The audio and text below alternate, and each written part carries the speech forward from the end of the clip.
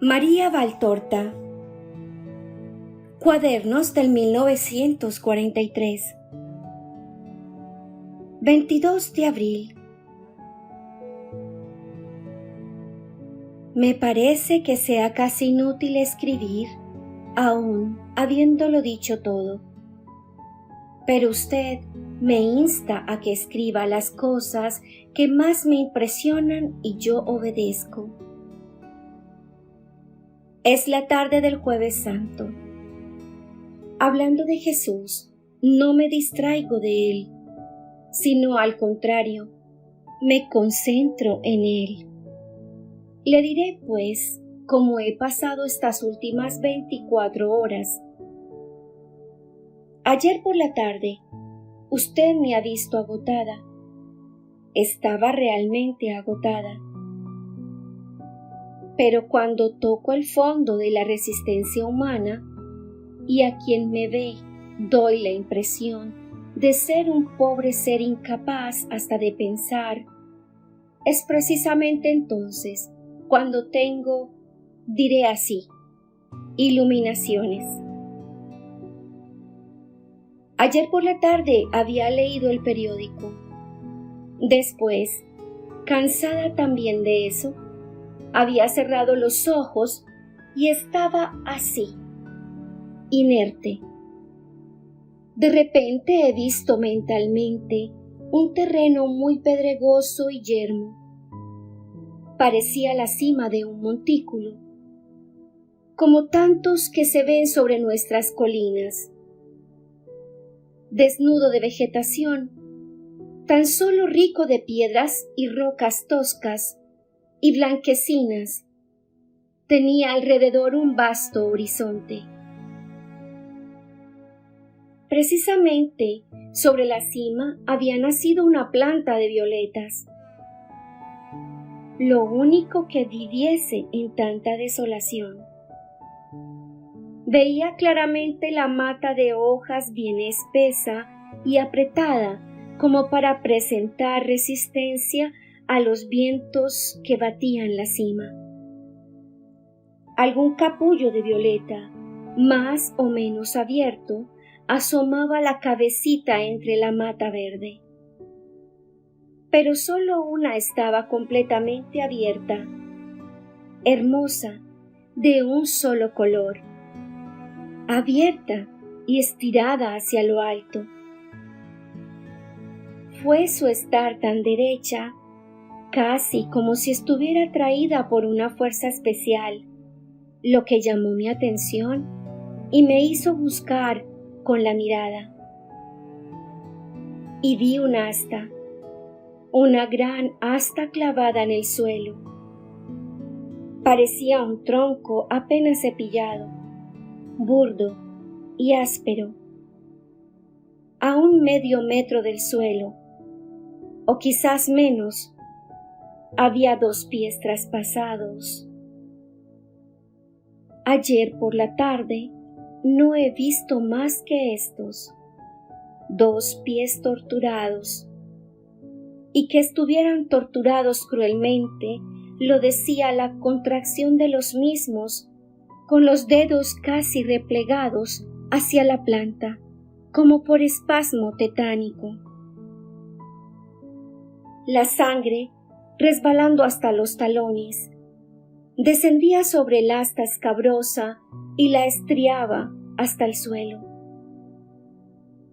Otras gotas caían de los dedos contraídos y llovían sobre la mata de violetas. A esto tendía la violeta toda tersa hacia lo alto, a esa sangre que la nutría como, entre tanta desolación de suelo, nutría aquella única mata que había sabido nacer junto a aquel madero. Muchas cosas me ha dicho aquella visión, y cuando usted ha venido, yo estaba tras de ver aquel signo que era mi sermón del miércoles santo. No se ha disipado La figuración. No se disipan fácilmente. Permanecen nítidas en el cerebro aun cuando las cosas habituales las sobrepasen o intenten sobrepasarlas. Esta mañana también, antes de que usted viniera, he entrevisto el resto del cuerpo. Digo, entrevisto, porque me parecía y desaparecía, como entre el fluctuar de velos de niebla. Otras veces ha sido mucho más nítido, pero entonces me parecía muerto. Ahora me parece vivo, y pienso que sea una gran piedad de Jesús no mostrarme hoy su rostro. Jesús está tan dolorido, su tristeza ha alcanzado una intensidad tan fuerte por toda la iniquidad humana que no se cansa de serlo, sino que al contrario, cada vez se hace más iniquidad, que no podríamos soportar, sin morir de dolor, la expresión de su divino rostro. Jesús, mi Maestro, con su palabra sin sonido, me dice que mi puesto está más que nunca a los pies de su cruz. Solo de su sangre yo debo sacar vida, y mi tarea es tan solo ser incienso a los pies de su trono de Redentor. Incienso que cubre con su perfume el hedor del pecado, de la maldad, de la crueldad que la tierra exhala. El incienso no perfuma sino ardiendo y consumándose. Y yo debo hacer lo mismo. Me dice también que la flor puede atraer otras miradas a su cruz, puede hacer inclinar a otras criaturas bajo la lluvia de su sangre. Esta es la tarea de la flor hacia el prójimo y hacia Dios.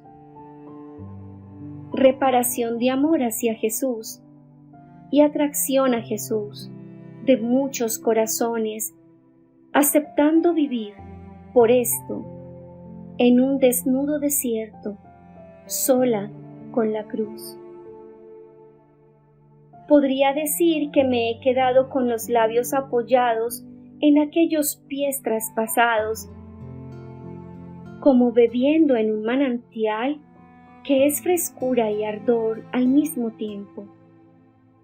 Una sensación espiritual, pero tan viva que parece real.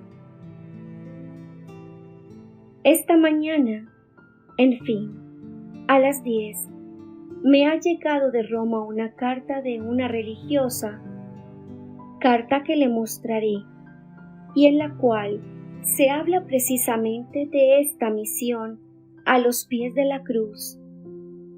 Y a la carta está unida una imagen con un crucifijo y debajo un incensario ardiente, y el escrito: se eleve mi oración como incienso en tu presencia.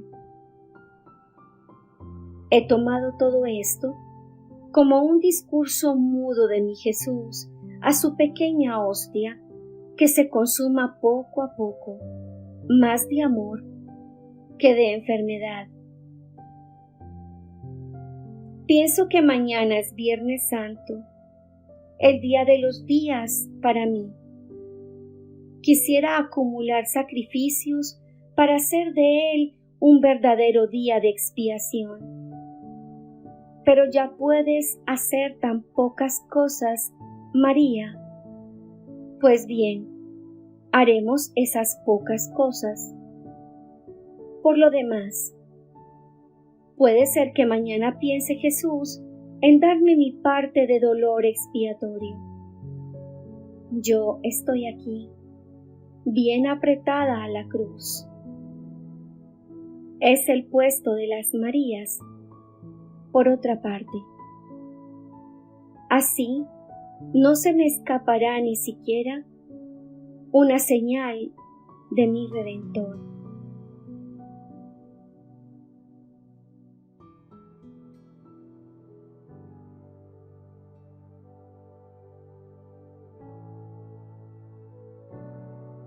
Nota a pie de página.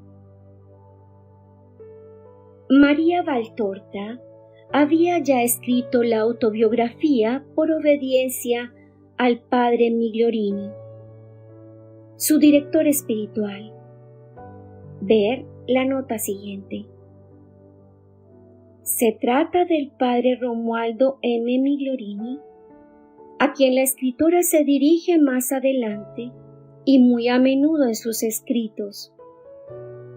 Nacido en Bolegno, Lucca, en el 1884, entró en la Orden de los Siervos de María en el 1900 y fue ordenado sacerdote en el 1908.